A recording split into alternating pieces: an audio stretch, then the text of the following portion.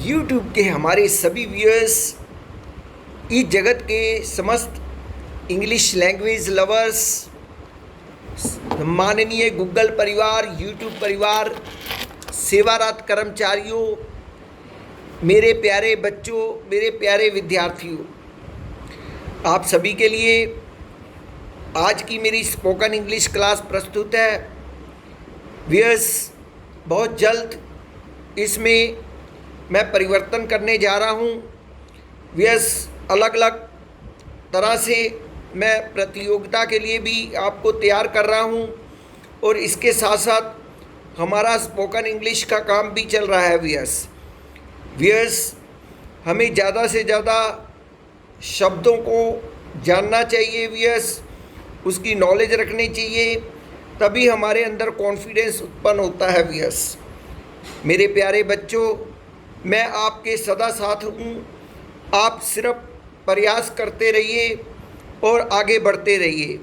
तो चलिए व्यूअर्स, आज की कक्षा को आरंभ करते हैं। आज का प्रथम स्टेप जो है हमारा वोकैब सिनोनिम एंटोनिम से रिलेटेड। व्यूअर्स, उसमें मैंने आप जी के लिए आज जो शब्द लाया हूँ वो है इनवेरिएबली। इनवेरिएबली व्यूअर्स, इसके स्पेलिंग सुनिए। INVARIABLY।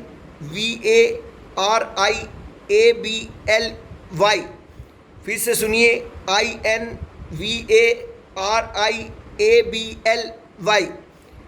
इनवेरिएबली व्यूअर्स, ये एक एडवर्ब है जिसका मतलब है हमेशा, नित्य, स्थिरता से, बिना बदले।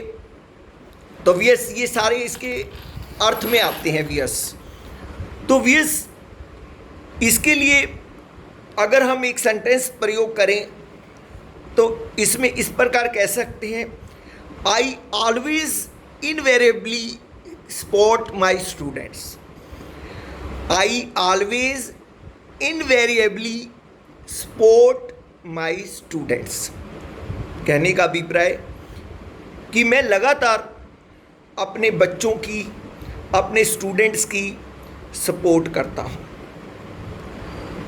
तो व्यूअर्स, इसके सिनोनिम्स में हम कह सकते हैं always, ALWAYS, every time, EVERYTIME, without fall, everywhere, regularly, REGURALY, almost, universally. तो सॉरी तो ये सब शब्द हम इसके सिनोनिम्स के रूप में प्रयोग कर सकते हैं। व्यूअर्स, एंटोनिम्स में इसमें हम कह सकते हैं सम टाइम, या फिर कह सकते हैं नेवर। व्यूअर्स, ये इसके मतलब कि एंटोनिम्स के अंदर यूज़ किए जा सकते हैं। व्यूअर्स, तो व्यूअर्स, अगला शब्द जो हम लेने जा रहे हैं वो है स्कैंटी। SCANTY। स्पेलिंग दोबारा सुनिए, SCANTY। स्कैंटी एक एडजेक्टिव है। व्यूअर्स, इसका मतलब होता है अल्प, संख्या में बहुत कम। अगर हम इसको एक सेंटेंस में प्रयोग करें व्यूअर्स, तो इस प्रकार होगा, there is scanty evidence to support their accusations. यानी उसकी एक्यूजेशन को, उसके दोष को सपोर्ट करने के लिए, यानी उसकी सत्यता या निरर्थकता सिद्ध करने के लिए, यानी उसके एविडेंस जो थे बहुत कम थे, स्कैंटी थे, अल्प थे। तो व्यूअर्स, इसके अगर हम सिनोनिम्स की बात करें तो व्यूअर्स, इसके सिनोनिम्स में हमारे पास meagre, MEAGRE, scant, SCANT, minimal, MINIMAL, limited, LIMITED, small, SMALL, tiny, TINY। Viewers, ये सब आ जाती हैं। तो व्यूअर्स, इस प्रकार से मैंने आपको इन दोनों शब्दों का प्रयोग बताया। व्यूअर्स, आशा करता हूँ आप जी को इनका ठीक से प्रयोग समझ आ गया होगा व्यूअर्स। तो चलते हैं व्यूअर्स आज के दूसरे स्टेप के ऊपर, वो है one word substitute. Viewers one word substitute में हमारे जो दो सेंटेंस मैं लेकर आता हूँ, उनमें पहला सेंटेंस है one who can read hand. One who can read hand यानी व्यूअर्स जो हाथ पढ़ सकता है, उसको हम क्या बोलते हैं मेरे प्यारे बच्चों? उसे पामिस्ट बोला जाता है। स्पेलिंग सुनिए, PALMIST। पामिस्ट का मतलब होता है हस्त ज्योतिषी, यानी जो हाथ को पढ़ता है उसको हम पामिस्ट बोलते हैं व्यूअर्स, एक शब्द में। नेक्स्ट व्यूअर्स अगला सेंटेंस जो आज हम लाए हैं वो है रिक्वायर्ड डोज और क्वांटिटी। रिक्वायर्ड डोज और क्वांटिटी यानी आवश्यक मात्रा, यानी इसको मात्रा भी कह सकते हैं व्यूअर्स। जैसे हम इसके लिए एक शब्द है जो हम यूज़ करेंगे, क्वांटम, QUANTUM, क्वांटम, यानी एक तरह की मात्रा होती है। ये क्वांटम शब्द यूज़ किया जाता है इसके लिए। तो व्यूअर्स ये थे हमारे वन वर्ड सब्स्टिट्यूट की बात। तो चलते हैं व्यूअर्स आज के डेली यूज सेंटेंसेस को करने के लिए। डेली यूज सेंटेंसेस में व्यूअर्स जो आज मैं 5 सेंटेंस आप जी के लिए लेकर आया हूँ, उनमें प्रथम सेंटेंस है हमारा, कृपया 5,000 रुपये पेशगी दीजिए। कृपया 5,000 रुपये पेशगी दीजिए। तो व्यूअर्स इसका को हम इंग्लिश में इस तरह बोलेंगे, kindly give me 5,000 rupees in advance. Kindly give me 5,000 rupees in advance. तो व्यूअर्स पेशगी का मतलब यही होता है कि आप पहले से एडवांस में मनी दें। तो व्यूअर्स नेक्स्ट सेंटेंस है, जिस घर में फूट हो वह खड़ा नहीं हो सकता। जिस घर में फूट हो वह खड़ा नहीं हो सकता।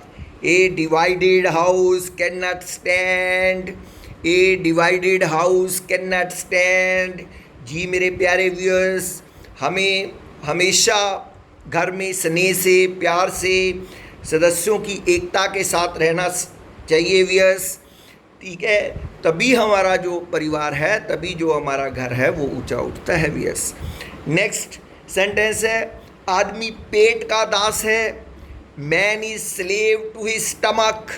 Man is slave to his stomach. जी व्यूअर्स इसका मतलब ये होता है व्यूअर्स कि पेट की खातिर ही हमें सारे कार्य करने पड़ते हैं व्यूअर्स। हमें हमारे को अपनी भूख के लिए हमें सारे प्रयत्न करने पड़ते हैं, मेहनत करनी पड़ती है व्यूअर्स, ताकि हम अर्निंग करके अपने जीविका को चला सकें, अपने जीवन को चला सकें। तो व्यूअर्स आज का अगला सेंटेंस है, कृपया वापसी डाक से उत्तर देना। कृपया वापसी डाक से उत्तर देना। Please reply by return post. Please reply by return post. तो मेरे प्यारे बच्चों, कई बार कोई ज़रूरी मैसेज होता है, जैसे अब तो टेक्नोलॉजी बहुत एडवांस हो गई है व्यूअर्स, अब पत्रों का तो समय ख़त्म होता जा रहा है दिन प्रतिदिन। जनरली तो अब सब कुछ नेट के थ्रू, ईमेल के थ्रू मैसेज डालने के बहुत सारे तरीके नए नए आ गए हैं व्यूअर्स, इंस्टेंटली सारे काम हो जाते हैं। लेकिन कोई समय था जो कोई पत्र ही लिखा जाता था, तो उसमें ये कहा जाता था जैसे कि कोई ज़रूरी मैसेज है या आपको ज़रूरी बात किसी से पूछना चाह रहे हैं, तो आप उसको कहते हैं जैसे ही आपको पत्र मिलता है उसी समय ही आप उसका आंसर दे दीजिए, डिले ना कीजिए। तो उसमें बोलते हैं viewers, please reply by return post.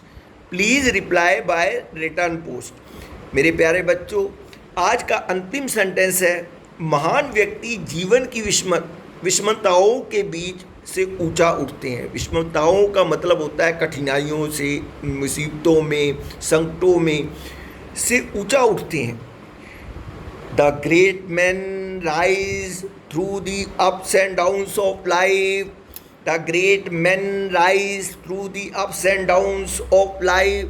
जी मेरे प्यारे बच्चों, जो महान लोग होते हैं वो जीवन में कितनी भी संकट आ जाएं, कितनी भी मुसीबतें आ जाएं, वीएस वो घबराते नहीं हैं, हारते नहीं हैं उनके आगे, और वो जीवन में सफलता को प्राप्त कर लेते हैं वीएस। तो हम बहुत सारे लोग ऐसे देखते हैं वीएस, महान प्रतिभाओं के उदाहरण हमारे सामने हैं। अब्दुल कलाम जी जो पूर्व प्रेसिडेंट थे हमारे, बहुत गरीब परिवार से थे। हमारे प्रेजेंट माननीय प्रधानमंत्री महोदय नरेंद्र मोदी जी भी बहुत गरीब परिवार से बिलोंग करते हैं।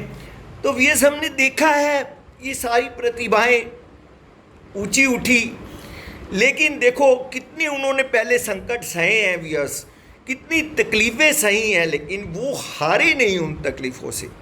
सबसे बड़ी खासियत थी वो हारे नहीं, इसीलिए उनको जीवन के अंदर सफलता प्राप्त हुई वीएस। तो वीएस यही चीज़ होनी चाहिए कि हमें अपनी जीवन के अंदर सतत सफल बनने के लिए मुसीबतों से, कठिनाइयों से, संकटों से हारना नहीं चाहिए वीएस। संकट, मुसीबतें सबके जीवन में आती हैं वीएस, दिन और रात दोनों होते हैं वीएस। कभी ऐसा नहीं हुआ कि केवल दिन ही हो या रात ही हो। तो इसलिए वीएस जीवन के अंदर भी यही नियम चलता है वीएस। तो अगर आज दुख है तो कल सुख भी आएगा, अगर सुख है तो कल दुख भी भोगना पड़ सकता है। तो इसलिए मेरे प्यारे वीएस, मैं मोटिवेशन के लिए साथ साथ आपको कुछ ना कुछ बताता रहता हूँ वीएस। मेरे प्यारे बच्चों, अगर आप जी को मेरी वीडियोस पसंद आती हैं वीएस, तो मेरा आपसे निवेदन है इसे लाइक कीजिए, सब्सक्राइब कीजिए और वीएस ज़्यादा से ज़्यादा इसको शेयर कीजिए। वीएस ज्ञान ज़्यादा से ज़्यादा फैलना चाहिए वीएस, इसलिए उसके लिए सबके पास वो चीज़ पहुँचे तभी वो उसको देख सकता है, सुन सकता है वीएस। तो ये मेरी आप सबसे प्रार्थना है वीएस। मैं बहुत बिजी रहता हूँ, एक टीचर हूँ, पढ़ाता हूँ वीएस, और मेरी क्लासेस का आगे टाइम होता है वीएस।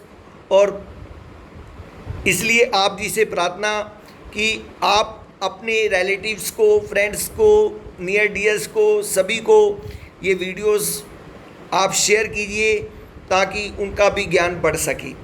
इन्हीं शब्दों के साथ मैं दिनेश खुल्लर आज अपनी कक्षा को यहीं समाप्त करता हूँ। कल फिर मिलूँगा एक नए लेसन के साथ। तब तक मुझ दिनेश खुल्लर का आप जी को जय श्री कृष्णा, राधे राधे, नमस्कार।